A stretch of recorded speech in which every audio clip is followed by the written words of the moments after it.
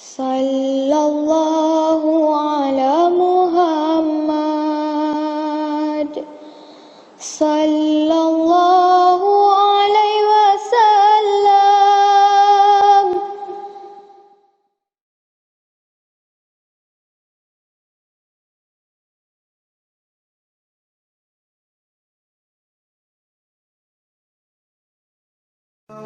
Karena pandangan kamu tidak pernah mau suci, hatimu tidak pernah mau suci, pikiranmu tidak pernah mau suci, kata-kata bahasamu, ucapanmu, langkahmu, apapun hayalan kamu tidak pernah mau maka Tuhan tidak akan pernah mau memperkenalkan dirinya kepada dirimu yang kotor itu, yang busuk itu, yang sentiasa memandang yang maksiat, telingamu sentiasa mendengarkan yang maksiat, perbuatanmu sentiasa yang maksiat, keji dan mungkar, langkahmu selalu melangkah kepada keji dan mungkar, hatimu busuk, suuzon, sangka yang tidak baik, suka memfitnah, suka mengkeji kepada sesama diri kamu.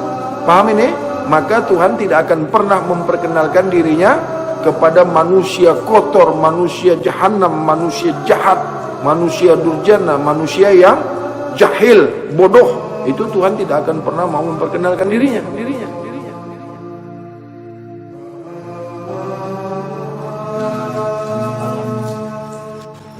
Dalam ahda tadi, kekosongan. Ya. Allah ini tidak ada yang menyebut namanya Allah. Alam ahda ini Tuhan belum mentajalikan dirinya, Tuhan belum mentajalikan cahayanya, Tuhan belum menzahirkan dirinya.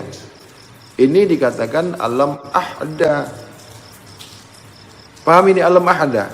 Ketika masa itu Tuhan belum menciptakan sesuatu. Ketika itu dalam bersendirian. La ta'yin. Ini yang dipanggil alam ahda. Belum ada penciptaan, ya. Belum ada penciptaan, maka Tuhan dalam bersendirian, belum nyata makhluk lagi, belum diciptakan lagi sesuatu. Ketika itu diri Tuhan bukan sesuatu, karena belum menciptakan sesuatu. Nah, bagaimana diri yang bukan sesuatu ini boleh dikenali? Tentu dia menciptakan sesuatu untuk mengenali diri Tuhan itu sendiri. Jadi diri Tuhan itulah yang memperkenalkan dirinya kepada yang nak mengenali dirinya. Barulah yang nak mengenali dirinya boleh mengenali diri Tuhannya, atau diri Tuhan itu yang memperkenalkan dirinya kepada diri yang mau mengenali diri Tuhannya.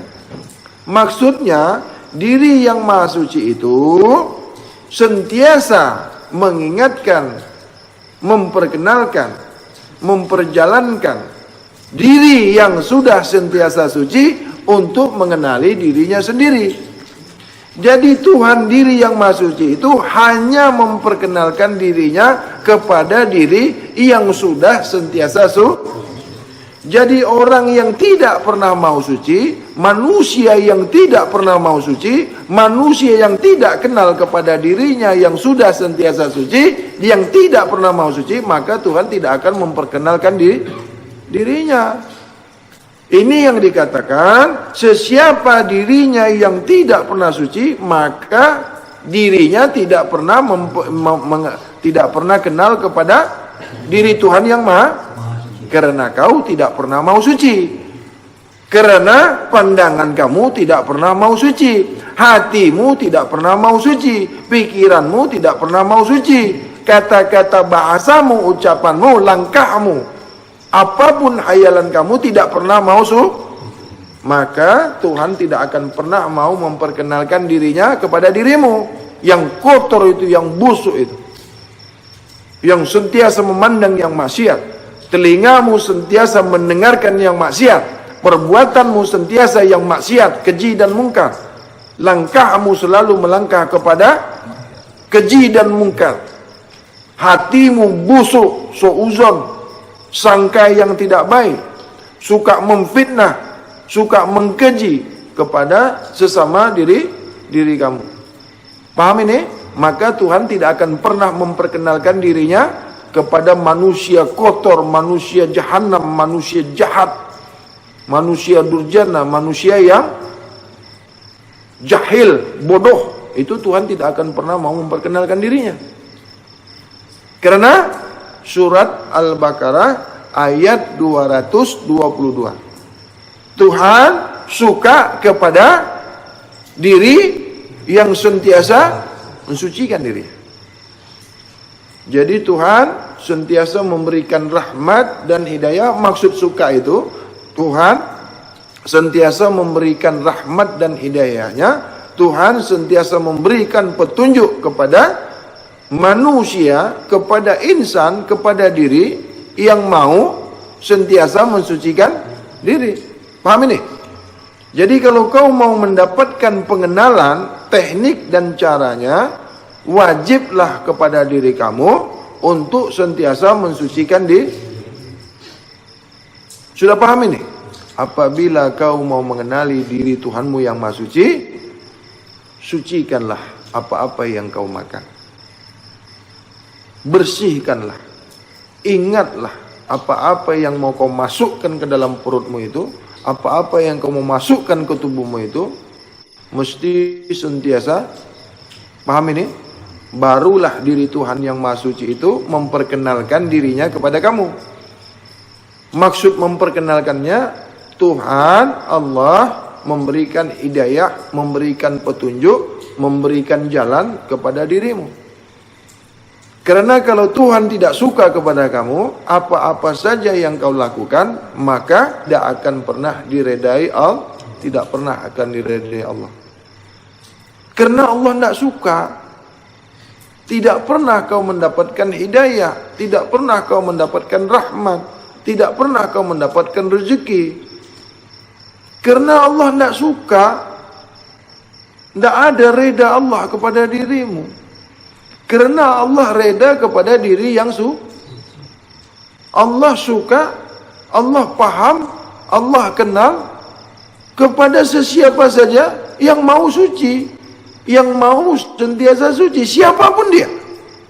Tidak kira siapa saja agamanya, tidak kira siapa saja jenis rasnya, Nasrani pun, Kristen pun, Majusi, Hindu, Islam, Allah suka apabila kamu sentiasa tidak ada bahasanya di situ kepada orang Islam.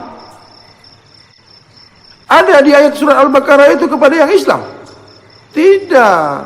Adapun sesiapa yang mengaku Islam, sesiapa yang memeluk, memegang teguh Islam, inilah agama yang diridai Allah. Satu-satunya agama, satu-satunya keyakinan, inna dinna indallah sungguh-sungguh agama yang diridai Allah, yang dirahmati Allah, yang diberi petunjuk Allah adalah agama di luar daripada agama Islam tidak diredai. Jadi apabila kamu memeluk agama Islam, masuklah kau Islam secara keseluruhannya, maka reda Allah akan kau dapatkan. Sesiapa yang menghendaki keredaan Allah, maka masuklah Islam secara keseluruhan. Apa yang dimaksud keseluruhan itu? Kafah. Udkhulu bisilmi kaf. Apa yang dimaksud kafah itu? Zahir dan Islamkanlah pandangan zahir dan batinmu. Islamkanlah pemikiran zahir dan pemikiran batinmu. Islamkanlah pendengaran zahir dan batinmu. Islamkanlah perkataan zahir dan perkataan batinmu. Hayalan, rasa, hati, Islamkan. Kulu jasad, seluruh metafisikmu itu mesti kau Islamkan. Maksudnya, sucikan seluruh tubuh kamu, sucikan seluruh indera penglihatan, pendengaran, penciuman, perkataan, pemikiran, rasa, hati mesti inilah yang dikatakan udkhulu bisilmika, sehingga tiada lagi yang kotor pada dirimu. Apabila tiada lagi satu sebesar zarah pun yang kotor pada dirimu, inilah yang dipanggil kau sudah dikenal Allah. Maka orang yang sudah sentiasa suci, insan kamil mukammil, capailah makam yang tertinggi, yaitu makam kamil lah. Makam mahmudah itu hanya untuk para nabi. Tidak ada selain daripada Rasulullah sallallahu alaihi wasallam atau Nabi Muhammad Rasulullah sallallahu alaihi wasallam, yaitu makam makam yang tertinggi. Bolehkah kau capai itu? Boleh. Bagaimana caranya?